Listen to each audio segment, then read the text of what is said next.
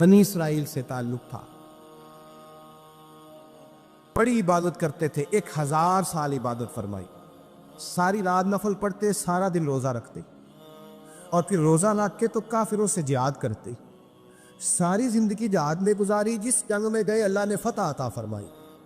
ये ज़रा सोचिए कि जिसका तस्करा मेरे नबी पाक फरमा रहे हैं वो कितना बड़ा आदमी हो। वली अगरचे बनी इसराइल के थे, लेकिन इतना ज़बरदस्त उनका जिहाद करने का तरीका था। बड़ा जिहाद किया, पड़ी उन्होंने, काफिर बड़े परेशान थे कि बंदा काबू नहीं आता। बड़ी दूर तक बात गई, सुभान अल्लाह, माशाअल्लाह, सुभान अल्लाह। शमून अलैहिर्रहमा बनी इसराइल के वली थे, काबू ना आए। आखिर उनकी बीवी को खरीदा। और ये एक दो मिसालें मीरियों की आ गई हैं, खामद भी बिकते हैं, याद रख, भाई भी बिकते हैं। इल्ला माशाअल्लाह जब कोई बिकने पे आता है तो फिर वो अपने मेयार को कायम नहीं रखता, फिर लोग गिर जाते हैं मेयार से। बीवी को खरीदा, कहने लगे तूने इसके साथ रह के क्या वक्त गुजारा है? कहने लगी कोई सुख नहीं पाया, एक वक्त रोटी एक वक्त की भूख, दरवेशी का दर्ज देता है, कुछ भी नहीं मिला। हज़रत शमून अलैहिर्रहमा की बीवी जब खरीदी गई, कहने लगे जब ये, चूँकि ये कम सोते हैं और जितनी देर सोते हैं गहरी नींद सोते हैं, जब गहरी नींद सो जाए तो रस्सियों के साथ जकड़ देना। इमाम गज़ाली अलैहिर्रहमा ने इसको लिखा है, रस्सियों के साथ जकड़ दिया बीबी ने। हज़रत शमून उठे ना तो अपने आप को रस्सियों से बंधा हुआ देखा, अल्लाहु अकबर कहा। जब अल्लाहु अकबर कहा तो सारी रस्सियाँ टूट गई। बीवी से कहने लगे तूने क्यों बांधा? उसने फिर धोखा दिया। कहने लगी हर जंग में लोग आके बताते थे तेरा खामन बड़ा दलेर है। मैंने कहा मैं भी देखूं कितना दलेर है। सारे एक नया रंग, एक नया रूह, एक नया तरीका, तो मैंने तो आजमाया है। और ये तो छोटी छोटी रस्सियाँ थी। आप फरमाने लगे चलो ठीक है, अगर तूने आजमाया है तो फिर देख भी लिया है। कुछ दिनों के बाद उसने जंजीरों से बांध दिया, लोहे की जंजीरों से। उठे तो बंधा हुआ पाया, अल्लाह अकबर का तो जंजीरें भी टूट गई। फरमाने लगे ये तूने क्या किया? कहने लगी देखना चाहती थी, कच्ची रस्सियां तो तोड़ देते हो, जंजीरें भी टूटती हैं कि नहीं? हाँ भाई ठीक आके लोग बताते हैं तू वाकई दलेर है, हर जंग में कामयाब होता है। अब करीब बैठने लगी, खाना अपने हाथों से खिलाने लगी, फरेब करने लगी, धोखा देने लगी। कहने लगी बताओ तो सही ताकत का राज क्या है? मोमिन नरम दिल होता है। एक दफ़ा कोई मुस्कुरा के पास आता है तो समझता है कि शायद ये मेरा खैरखा है, इसलिए मोमिन धोखे खाते हैं, धोखे देते नहीं।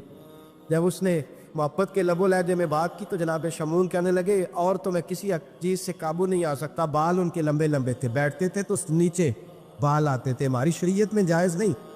नबी पाक सल्लल्लाहु अलैहि वसल्लम ने जुल्फ़े कानों तक की इजाज़त दी है, कंधों तक की इजाज़त है। कंधों से नीचे बाल आए तो हराम दिखा है आला हज़रत, कंधों से नीचे जायज़ नहीं। उनके बाल बड़े लंबे थे, बैठते थे तो नीचे दब जाते।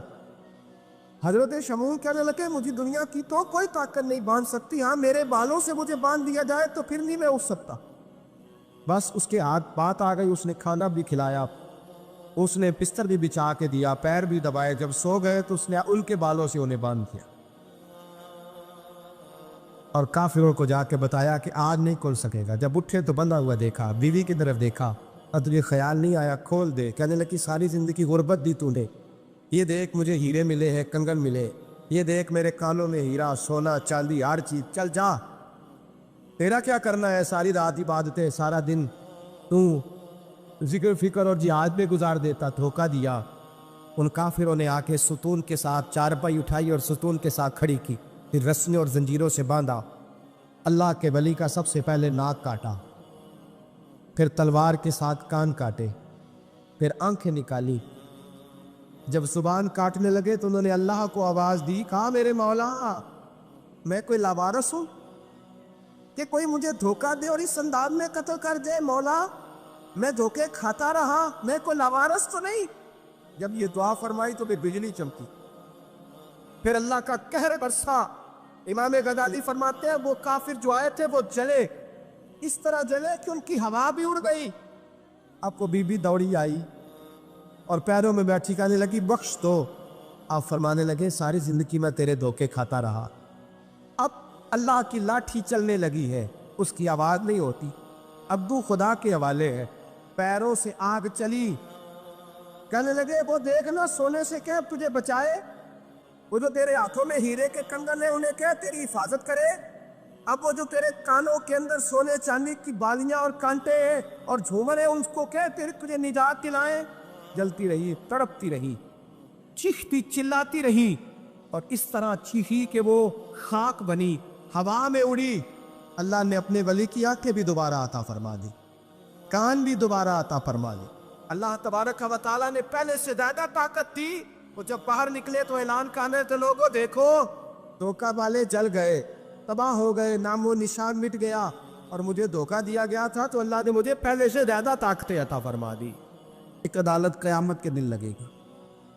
ये कमज़ोर था ना, कुछ कर नहीं सका।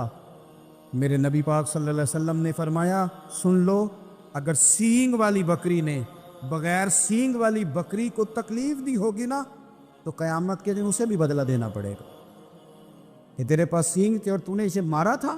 हज़रत आयशा सिद्दीक़ा रज़ी अल्लाह तआला अन्हा फरमाती हैं, एक औरत थी, वो बड़ी बातें सुनाती और आखिर में कहती, वो हार वाला दिन भी बड़ा अजीब दिन था, और मेरे रब की कुदरतों का दिन था, वो भी बड़ा अजीब दिन था।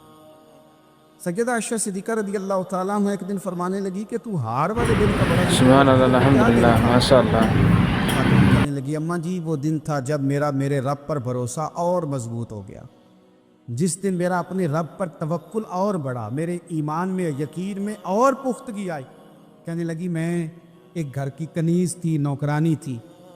उस घर में एक बच्ची थी जिसके पास सोने चांदी हीरे जवाहरात का हार था। उस ज़माने में ना चमड़े के ऊपर लोग हीरे जवाहरात लगाते थे, कई दफ़ा सुर्ख रंग के चमड़े पे लगाए जाते थे। वो बच्ची पहनती थी, तो कहती है वो बच्ची के उसने उतार के रखा या उससे गिरा वो हार, तो चील उसे उठा के ले गई गोश्त समझ के, और मेरे सामने उठा के ले गई। घर वालों ने मुझसे पूछा, ये बुखारी में मौजूद है, घर वालों ने पूछा मुझसे कि वो हार कहाँ है, तो मैंने कहा चील उठा के ले गई। घर में कुछ चोरी हो जाए तो सबसे पहला इल्ज़ाम किस पे लगता है? मुलाजमीन पे। कहते उन्होंने मुझे बड़ा मारा, बड़ी तकलीफ दी, हत्ता कि मेरी शर्मगाह तक की तलाशी, मेरी इज्जत इतनी ख़राब की मैं बता नहीं सकती। मैंने अपनी ज़िंदगी में एक वाक़या देखा, एक अमीर घर में चोरी हो गई, मुलाजिम को इतना मारा कि वो चारपाई पे पड़ गया। पुलिस वालों से इतनी मार पड़वाई गई कि वो बेचारा चारपाई पे पड़ गया, और फिर वो इतना बीमार हुआ, और कुछ दिनों के बाद पता चल गया कि चोर तो अपना बेटा है उनका। फिर उसका इंतकाल हो गया। अब वो सेठ साहब और घर वाले आके ना मरने वाले के कान में माफ़ी मांग रहे हैं, कान में। तो मैंने उनसे फिर कहा था कि ये तो अब चला गया है, तुम्हारा जोर चलता था ना, तो तुमने कानून ख़रीदा और तुमने इसे जितना हो सका तुमने इसे मार पड़वाई। वो खातून अर्ज़ करती है सैयदा आयशा की खिदमत में कि मुझे बड़ा मारा, मुझे तकलीफ़ दी। मैं कह रही थी कि मेरे सामने चील ले गई है, पर वो नहीं मान रहे थे। अम्मा जी उन्होंने मुझे बड़ा मारा। हज़रत आयशा सिद्दीक़ा कहती हैं, फिर क्या हुआ? कहने लगी, अम्मा जी जब कोई मेरा मददगार ना रहा, मुझे तकलीफ़ दे रहे थे, रुसवा कर रहे थे, तो मैंने अपने रब से मदद चाही, मेरे रब की तरफ मैंने तवज्जो की। मैंने कहा, मालिक अब तू ही मेरा मददगार है। कहती है, वो मुझे मार रहे थे तो वो चील जो हार ले गई थी वही लेके वापस आ गई, और हमारे सरों के करीब ला के उसने जब उस हार को फेंका, वो मुझे छोड़ के साइड पे हुए। वो मेरी बेगुनाही जान गए, लेकिन आपको बताऊं उस दिन से मेरा अपने रब पर यकीन और बढ़ गया। मुझे समझ आ गई कि जब इंसान पूरा टूट जाता है और जब कोई चारों जानिब उसका मददगार नहीं होता, तो रब तो होता है ना, अल्लाह तो उसका मददगार होता है ना, वो तो फिर अपने उस बंदे की मदद करता है ना, फिर वो तो तवानाई देता है ना, वो तन्हा नहीं छोड़ता, वो तो आंसुओं वालों के आंसुओं पे बड़ा करम फरमाता है, वो तो कसम पुरसी में आ जाता है, उसकी रहमत बढ़ के इस्तकबाल कर लेती। तो भाई जब आप पर अल्लाह की हिकमत के तकाजे पूरे होने लगे और ज़िंदगी में कभी कोई ऐसा वक्त आए कि आप महसूस करें कि तन्हा रह गए हैं और कई अपने भी मुखालिफीन की जमात में नज़र आने लगे हैं, तो उस वक़्त फिर दिल, रूह, ज़ुबान और ज़हन को यकजा करके समझ लेना कि जब सारी दुनिया साथ छोड़ जाती है तो रब की रहमतें उस वक़्त भी साथ रहती और अल्लाह की मदद उस वक़्त भी बंदे पे करम नवाजी करती। एक और हदीस सुने, लुत्फ़ की बात ही है, ये भी बुखारी में है, ये भी वाक़या बुखारी में। अल्लाहु अकबर। एक शख्स ने ना एक बंदे से कर्ज मांगा, اس نے کہا مجھے قرضہ دو. وہ کہنے لگا کہ کتنا قرضہ؟ اس نے کہا 1000 دینار. دینار سونے کا ہوتا تھا، درہم چاندی کا ہوتا تھا. 1000 دینار چاہیے. اس نے کہا کوئی گواہ ہے تیرے پاس؟ غریب کا گواہ بھی کوئی نہیں بنتا. کبھی الجھ جائے نا کوئی بندہ تو کئی اپنے بھی کہہ دیتے ہیں کہ ہم اس کے قول فعل کے ذمہ دار نہیں ہیں. ایک غریب آدمی کو قرض کی ضرورت پڑ گئی، 1000 دینار چاہیے. میں کہہ چکا ہوں کہ درہم چاندی کا ہوتا تھا، دینار سونے کا. اب 1000 دینار لینا ہے. تو جس بندے سے اس نے کہا، اگرچہ وہ نیک بندہ تھا، اس نے کہا یار 1000 دینار دے دو. تو کہنے لگا کوئی گواہ ہے تیرے پاس؟ وہ کہنے لگا غریبوں کا گواہ کون ہوتا ہے؟ ہاں ایک گواہ ہے. کہا کون؟ کا میرا رب، وہ تیرے اور میرے بیچ گواہ ہے. اس نے کہا کوئی کفیل، اگر تو پیسے نہ دے سکے تو وہ بعد میں دے دے، یا تجھے کچھ ہو جائے تو وہ دے دے. اس نے کہا کفیل بھی میرا اللہ ہی ہے. میرے پاس اگر ہے تو رب کریم کا نام ہے، اگر اعتماد کر سکتا ہے تو کر لے. بندہ نیک تھا، اس نے کہا رب کے نام پہ، رب کی کفالت پہ، اللہ کو گواہ بنا کے میں تیار ہوں تجھے 1000 دینے. اس نے 1000 دینار دے دیا. وقت واپسی کا طے ہو گیا. وہ چلا گیا پیسے لے کے. اس نے پوری محنت کی کہ میں نے وقت پہ پیسے لوٹانے. پوری محنت بھی کر لی، اللہ نے مدد بھی کر دی، پیسے بھی اس تاریخ کو اسے مل گئے. بعض لوگوں کا تو لوٹانے کا دل ہی نہیں ہوتا. فرمایا حدیث پاک میں کہ سبحان اللہ، الحمدللہ، ماشاء اللہ. لیکن یہاں بہت سارے لوگ کہتے ہیں خیر ہے، ارادہ ہی نہیں. تو پھر جس طرح کا بندے کا گمان ہو، رب بھی اسی طرح کا معاملہ فرماتا ہے. اس نے پیسے جمع بھی کر لیے اور واپس دینے کو تیار بھی ہو گیا، لیکن رستہ بحری جہاز کا تھا، کشتی کا تھا، دریا کے راستے واپس آنا تھا. اب وہ جب آ گیا دریا کے کنارے تو بڑی کوشش کی، پر وہاں اسے کوئی کشتی نہیں ملی. وقت پہ پیسے لوٹانے ہیں، سفر کرنا ہے، اب سواری میسر نہیں ہے. سوچ سوچ کے پریشان تھا کہ میں نے تو اللہ کے نام پہ لیے. اچانک دل میں ایک تجویز آئی. اس نے ایک لکڑی لی، لکڑی کو اندر سے کھولا، 1000 دینار اس میں بھرا. بخاری پڑھ رہا ہوں. اور ساتھ ایک خط بھی لکھا کہ یار میں پیسے پہنچانا چاہتا تھا پر مجھے کوئی چیز نہیں ملی دریا کے اس پار آنے، اللہ کے نام پر تیری طرف روانہ کر رہا ہوں. اور یہ کہہ کے وہ لکڑی دریا میں رکھ دی. وہ لکڑی ڈوب گئی ہے. واپس آ گیا. وہ جس نے پیسے لینے تھے وہ عین مقررہ وقت پر دریا کنارے آیا. صبح سے سر شام تک اس نے انتظار کیا. دل ڈھلنے لگا تو دل میں خیال آ گیا کہ یار نہیں، اس نے دینے ہی نہیں، جھوٹا وعدہ کر گیا، پہنچا ہی نہیں وقت پہ. اب جب واپس لوٹنے لگا تو اچانک دریا میں ایک لکڑی تیرتی ہوئی دکھائی دی. کہنے لگا لے جاتا ہوں، شام کو روٹیاں پکانے کے کام آئے گی، ایندھن بنا کے جلا لوں گا، ہنڈیا پک جائے گی. لکڑی اٹھا کے جلانے کے لیے گھر لایا. گمان تھا کہ وہ نہیں آیا وعدہ کر کے. اللہ کو کفیل اور وکیل بنا کے اور گواہ بنا کے پھر بھی نہیں آیا. لکڑی لے کے گھر گیا، بخاری ہے. اور جب اس کو چیرا نہ کہ میں اس کی آگ جلاؤں گا، کھولا تو اندر سے 1000 دینار بھی نکل آیا، خط بھی نکل آیا. اب ذرا سمجھنا، اس کے دل میں بات کس نے ڈالی کہ تو لکڑی میں پیسے ڈال دے؟ اللہ نے. اس بندے کو مقررہ وقت پہ کنارے بھیجا کس نے؟ لکڑی صرف اسی کے ہاتھ آئی تو یہ بندوبست کیا کس نے؟ اللہ نے. گھر جا کے چیری تو پیسے بحفاظت اس تک پہنچائے کس نے؟ تو پھر ہمیں بھی توجہ اللہ کی جانب ہی کرنی چاہیے. ہمارے پہ دل کی توجہ رب کی طرف ہی ہونی چاہیے نا. ہمیں ادھر ادھر جانے کی، دیکھنے کی، بندوں پر غور کرنے کی ضرورت کیا ہے؟ وہ پیسے پہنچ گئے. یہ وہاں اپنی جگہ پہ پریشان تھا. اس نے 1000 دینار اور جمع کیا.